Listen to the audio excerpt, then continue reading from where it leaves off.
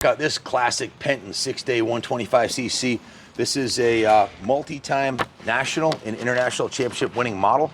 They called it the 6-day for a reason. They used to run the 6-day international trials with them, which are grueling events. They scored numerous FIM gold medals, and the Penton family raced these and dominated. So world-class chrome alley chassis, Sariani forks out of the box, and it came with a reliable SOX 125cc two-stroke engine. 226 pounds, the best brakes and suspension of its period.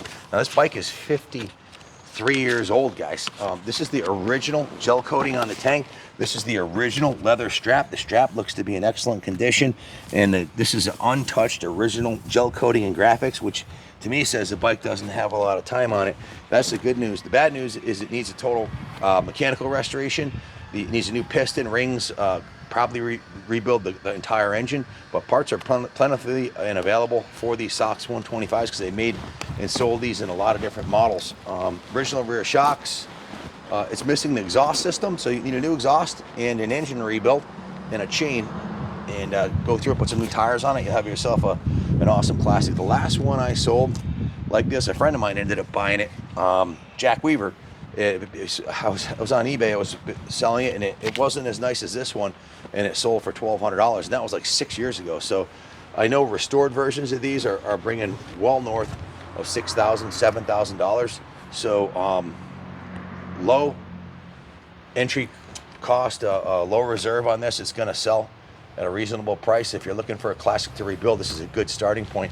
The forks look to be in good condition. I always like checking the frame rails out because these are chromoly frames. The frames is in mint condition on this. No dents in the frame rail that I can see, and it appears to be perfectly straight.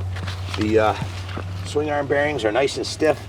So the clean frame, the clean original tank, clean original forks all indicate this thing has had a sheltered life.